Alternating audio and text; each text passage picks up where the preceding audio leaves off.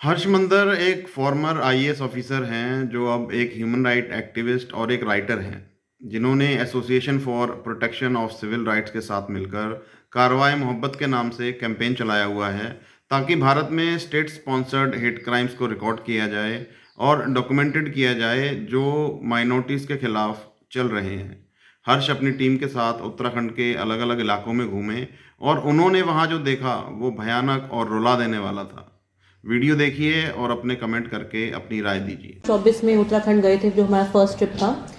जब हम उत्तराखंड के लिए निकल रहे थे तो हमें नहीं पता था कि हम क्या एनकाउंटर करने वाले हैं।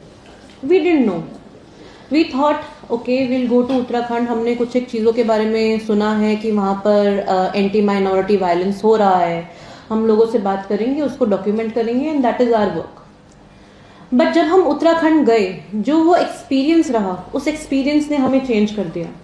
स्पेशली मुझे चेंज किया। मैं एक हिंदू हूँ, मेरी फैमिली प्रैक्टिसिंग हिंदू है, और जो मैंने वहाँ पर नोट किया as an Indian, as a Hindu, I felt ashamed. I felt that what are we doing to fellow citizens of a country just because they are Muslims. And सबसे सैड बात यह है क्योंकि उत्तराखंड इतना रिमोट है, इतना दूर है कि वहाँ की स्टोरीज बाहर नहीं आती। शायद से किसी अखबार के पेज 8 के एक छोटे से कॉलम में एक छोटी सी खबर लग गई होगी कि नंदा नगर के 15 मुसलमान फैमिलीज को रातों रात निकाल दिया गया। पर क्या आप में से कभी किसी ने भी सुना उस फैमिलीज के बारे में? रातों रात जहां पर आप रहते आए हैं, जहां पे आपके बच्चे पले बड़े, बच्चों के बच्चे हो गए, स्कूल वहीं से, कॉलेज वहीं से, आधार कार्ड वहीं से, आपका पैन कार्ड वहीं से, हर आइडेंटिटी वहां से। आपसे कोई पूछा आप कहां से हैं तो हम उत्तराखंड से हैं। जब ऐसे ही एक फैमिली को निकाल दिया जाए just because they are Muslims without any crime of their own, what would you call them? A force partition? और I am at loss of words. As a journalist also मेरा काम है लिखना, पर मैं I am at loss of words. जो हमने उत्तराखंड की जर्नी शुरू करी, बहुत सारी प्रॉब्लम्स आई हमें। सबसे पहली प्रॉब्लम तो थी ट्रैवल की problem. There is no public transport in Uttarakhand which is good. आपको एक डिस्ट्रिक्ट से दूसरे डिस्ट्रिक्ट पे जाना तो आपको टैक्सीज करनी है, डिफरेंट उसमें जाना, तो पहली बात तो पहुंचना ही बहुत मुश्किल था। तो सबसे पहले तो हम लोग उत्तरकाशी गए। उत्तरकाशी एक एंड पर है उत्तराखंड के। तो वहां पर जो सबसे बड़ा बवाल जो उत्तरकाशी में चल रहा था, वो उस समय मस्जिद का बवाल चल रहा था। वहां पर एक आरटीआई रिपोर्ट डाली गई थी किसी हिंदू फार राइट एक्टिविस्ट ने कि ये बताइए कि ये मस्जिद जो है किस जमीन पर है, क्या ये सरकारी जमीन है, किस जमीन पर दिया गया है? तो आरटीआई में रिप्लाई आया कि ये सरकारी जमीन नहीं है और ये पब्लिक लैंड नहीं है। तो based on that ambiguous RTI reply, they launched N agitation saying कि ये तो इलीगल मस्जिद है और इसको गिराया जाना चाहिए, इसको डिमोलिश करना चाहिए। जब एक्चुअली सच बाहर आया तो पता लगा कि ये मस्जिद एक प्राइवेट लैंड पर है, एक फैमिली की प्राइवेट लैंड पर है। तो हम उस फैमिली से मिलकर आए, उस फैमिली से हमने बात किया और उन्होंने बताया कि उस जमाने में जब काफी साल पहले वो मुसलमान परिवार, कुछ मुसलमान परिवार उत्तरकाशी में शिफ्ट हुए थे, तो उन्होंने अपने लिए अपनी प्राइवेट लैंड पर एक मस्जिद बनाया जो 100 सालों से अब खड़ा हुआ है और उस पर हमेशा से प्रेयर्स चल रही है। It is a holy place. And उस मस्जिद को लेकर इतना बवाल हो गया क्योंकि आरटीआई एक्टिविस्ट ने बहुत ही क्लेवरली एक आरटीआई डाली जिसको एक सरकारी दस्तावेज दिखा दिया गया और ये कह दिया गया कि ये तो एक इलीगल मॉस्क है और इसको डिमोलिश कर देना चाहिए। And just with this one assertion, life of all the Muslim families in Uttarkashi was upended. Not only they had to face extreme discrimination कि ये तो इलीगल हैं, ये लोग बाहर से आए हैं, इन लोगों का हमारे यहाँ पर कुछ वो नहीं है। तो it was a very very difficult time for them. And slowly and gradually जैसे जैसे हिंदू रैलीज बढ़ती गई, एंटी मुस्लिम रैलीज बढ़ती गई, फिजिकल वायलेंस भी ग्राउंड पे बढ़ती गई। जैसा कि प्राकृति ने समरी बताते हुए बताया कि वहां पर एक मुस्लिम महिला थी जो फल बेचती थी। दिवाली के टाइम पर उन्होंने स्पेशल फल मंगाए थे और साथ में ड्राई फ्रूट्स मंगाए थे, दिवाली के गिफ्ट मंगाए थे। रातों रात आए और उनकी दुकान लूट के चले गए, बस एक बहाना कि मुसलमानों का मस्जिद इलीगल है। सिमिलरली ये जो हमने आग देखी फैलती हुई, ये आग उत्तरकाशी से ऑलमोस्ट सारे उत्तराखंड में फैल गई। धीरे धीरे हम उत्तरकाशी से श्रीनगर, श्रीनगर से आगे ट्रैवल करते हुए चमोली, चमोली से आगे ट्रैवल करते हुए हमने ऋषिकेश और सब जगह हम लोगों ने ट्रैवल किया, नैनीताल हमने ट्रैवल किया। तो हमने एक ही चीज फाइंड की कि इट्स ऑल एन एक्सक्यूज। कहीं पर जैसे नंदा नगर की बात कौशिक ने की, तो नंदा नगर में एक बहुत ही इंपॉर्टेंट चीज जो हमने देखी, लव जिहाद का allegation, which is not really a true. Basically एक वुमन ने, एक माइनर वुमन ने एलेज किया था कि उसको एक मुसलमान आदमी ने ईव टीज किया है, विच वॉज नॉट प्रूवन। तो उसके ऊपर पुलिस ने अपनी इन्वेस्टिगेशन स्टार्ट की। Before police could start the investigation और do anything, the Hindu far right group started taking out rallies in that small town. उस रैली में मुसलमान भाईचारा के तौर पे खुद गए, बोल के कि नहीं ये गलत हुआ है लड़की के साथ, हम लोग अपने हिंदू भाइयों के साथ जुड़े हुए हैं, हम लोग भी आपके साथ खड़े हैं, किसी भी बच्चे के साथ, किसी भी लड़की के साथ ये चीज नहीं होनी चाहिए। और उसी रैली में एंटी मुसलमान स्लोगन लगाए गए। उसी रैली में मुसलमानों को जो उनका साथ देने के लिए गए थे उनको पीट दिया गया। इतना पीट दिया गया और मॉब उनके पीछे पड़ गया कि उनको छुपकर एक ऐसी जगह पे छुपना पड़ा, सेकंड फ्लोर पे घर के, जहां से मतलब दे कुड सी कि उनकी दुकानों को कैसे लूटा जा रहा है, उनकी गाड़ियों को नदी में कैसे फेंका जा रहा है, उनके मतलब द वायलेंस। इमेजिन कि पूरे परिवार के साथ आप एक जंगले वाले घर में बंद हैं, नीचे आपको दिख रहा है कि लोग आपके साथ वायलेंस कर रहे हैं, आपके छोटे छोटे बच्चे हैं जो रो रहे हैं, दे आर क्राइंग।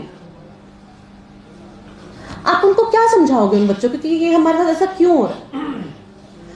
उस रात में जब ये सुबह के समय वायलेंस हुई, दर्शन भारती एक हिंदू फार राइट लीडर हैं, उन्होंने 2 दिन बाद वहां पे दोबारा रैली की, जिसकी वजह से और वायलेंस हुई, और भी ज्यादा वायलेंस हुई।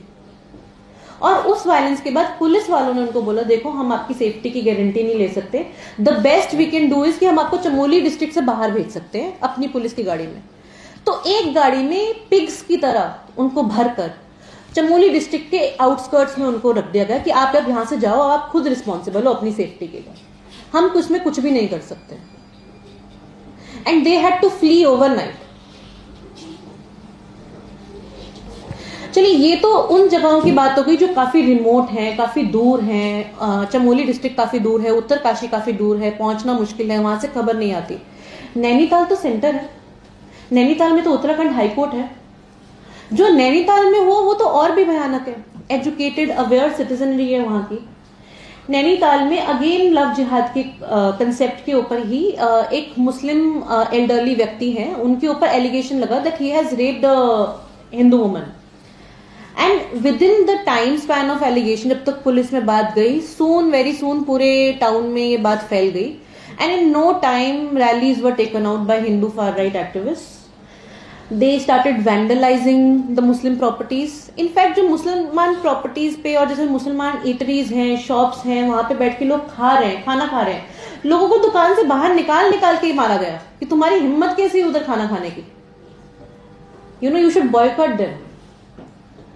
कुछ एक मुसलमान जो है वहां पर बहुत ही सेंचुरीज ओल्ड जामा मस्जिद में छुप गए, बिल्डिंग बंद की, जामा मस्जिद के बाहर पथराव हुआ।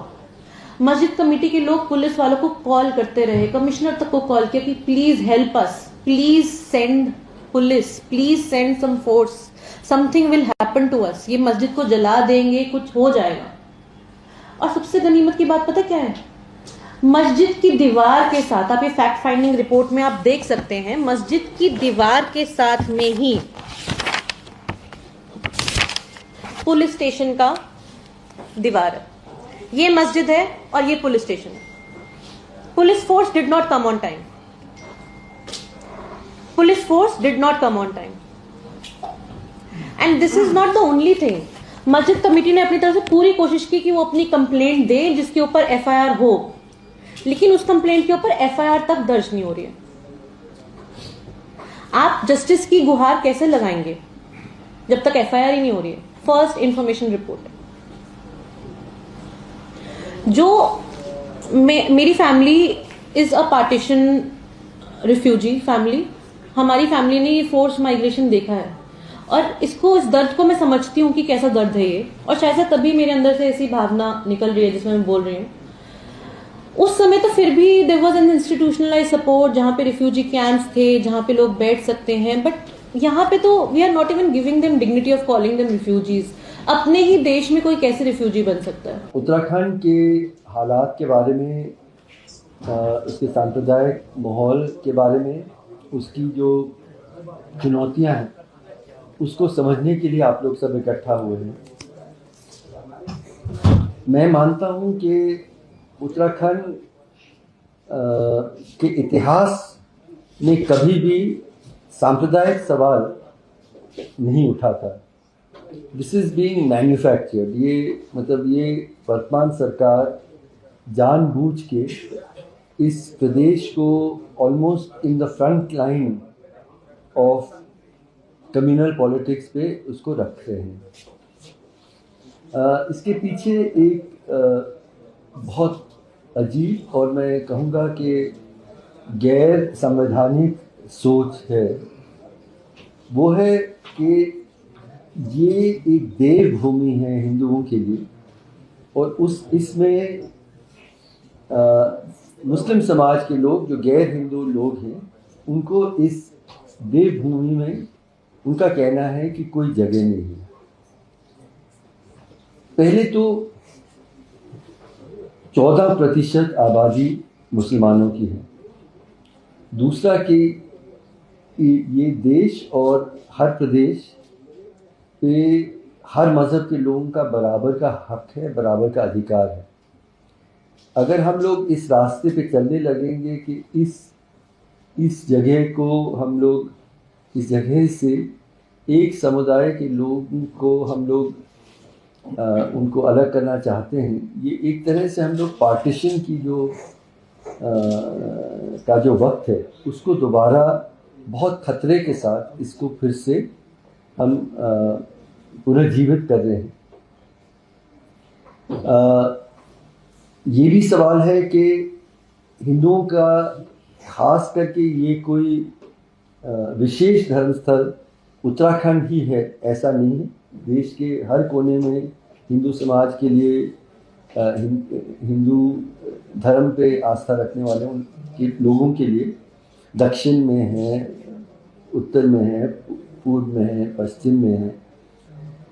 इस एक प्रदेश को आपने, you want to change the character. आप कह रहे हैं कि ये तो हम अपना मक्का बना रहे हैं, हम अपना वैटिकन बना रहे हैं, और इस जगह से हम लोग दूसरे मज़हब के लोगों को हमें अलग करना है। ये बेसिक प्रोजेक्ट है, और जैसे मैंने कहा कि ये बहुत ख़तरनाक है। अब इसको घोषित तौर पे, मतलब फ़िलहाल कानून के तौर पे तो इसको नहीं कर पा रहे हैं, संविधान अभी भी आड़े खड़ा है। तो इसको they are doing it through a process of social mobilisation. तो कहीं लव जिहाद का आरोप लगा के, कहीं किसी और आरोप को लगा के, वहाँ के मुस्लिम जो रहवासी हैं, उनको वहाँ रहना मुश्किल कर दिया है। कई जगहों में जैसे क्रॉस लगाया गया है कि ये मुस्लिम लोगों के घर और दुकानें हैं। ये लगभग नाजी जर्मनी को हमें याद दिला रहा है। फिर जो आपके वहाँ के जो मुख्यमंत्री हैं, वो अलग अलग, जैसे अब परंपरा सी बन गई है, अजीब अजीब से जिहादों की बात हो रही है। थूक जिहाद है, लैंड जिहाद है, मज़ार जिहाद की भी बात है। अब जो वन गुज्जर एक जो ट्राइब है, जो नोमैडिक ट्राइब है, मतलब वो जगह जगह से अपने पशुओं को लेके जाते हैं उत्तराखंड के जंगलों में। उनको उन्होंने तो जहाँ जहाँ वो, क्योंकि घुमंतू ट्राइब है, तो जहाँ किसी की मृत्यु हो जाती है वहाँ पे उसका कब्र बनाते हैं, उसको वो मज़ार कह रहे हैं। और एक तरह से जब वो कह रहे हैं कि हमने 3000 मज़ार हटाए हैं, तो वहाँ के लोगों के जो किसी को वहाँ पे दफनाया गया था, उसको बहुत बुरी तरह से उसको निकाल रहे हैं। हल्द्वानी में हम लोग एक फैक्ट फाइंडिंग विज़िट में गए थे। नदीम यहाँ हैं, अशोक शर्मा जी यहाँ हैं, हम लोग सभी एक ग्रुप में वहाँ गए थे। वहाँ भी एक मस्जिद को लेके उन्होंने कहा कि इस मस्जिद को हमें हटाना है और रातों रात हटाना है। नैनीताल हाई कोर्ट में उसका केस चल रहा था, उसके बावजूद भी पुलिस फोर्स आती है, बुलडोज़र आते हैं, उसको गिरा देती है। लोग परेशान हैं, दुखी हैं, रोकने की कोशिश करते हैं। तो बहुत सारे साथी हैं, आप लोगों ने बात सुनी। मैं सिर्फ ये कहना चाह रहा हूँ कि खुल के, जिसको अंग्रेजी में एथनिक क्लेंजिंग कहते हैं, व्हाट इज एथनिक क्लेंजिंग इन हिंदी? कत्लेआम नहीं, कत्लेआम नहीं है ये, कि आप सफाई करना चाह रहे हैं, एक सफाई एक पूरे समाज की, कि इनका इस जगह में कोई जगह नहीं है। हम लोग देश के अन्य प्रदेशों में अलग अलग किस्म के हमले हमारे मुस्लिम भाई और बहनों के बराबर के नागरिकता के हकों पर अलग अलग तरीक़ों से हम हमला देख रहे हैं। उत्तराखंड और साथ में असम में हम लोग एथनिक क्लेंजिंग का प्रोजेक्ट देख रहे हैं, जहाँ पे हम वो कह रहे हैं कि हमें अब आपको यहाँ पे रहने की कोई जगह ही नहीं बची है और इसको रोकना, इसका विरोध करना हर हिंदुस्तानी का फ़र्ज़ बनता है, क्योंकि एक संविधान जब हमने बनाया था इसमें हर मज़हब के लोगों के बराबर के हक, हर जगह रहने की, अपने रोज़गार चलाने की, अपने बच्चों को स्कूल में भेजने की, वो हक अगर वापस सिर्फ धर्म के नाम पे ले लिया जाए तो पूरा जो कॉन्स्टिट्यूशनल आइडिया ऑफ इंडिया पूरी तरह से टूट और बिखर जाएगा। इस कारण से ये जो आज हम बातचीत के लिए इकट्ठा हुए हैं, उत्तराखंड पे इतना न्यूज़ पे सामने नहीं आ रहा है, वहाँ फ़िलहाल खून नहीं बह रहा है ज़्यादा, तो इसलिए लोग उसके प्रति ध्यान नहीं दे रहे हैं। पर मुझे जो ये एथनिक क्लेंजिंग का जो प्रोजेक्ट चल रहा है वहाँ, वो बहुत ख़तरनाक है और इसका विरोध हम सब करें, इसीलिए हम यहाँ इकट्ठे हुए।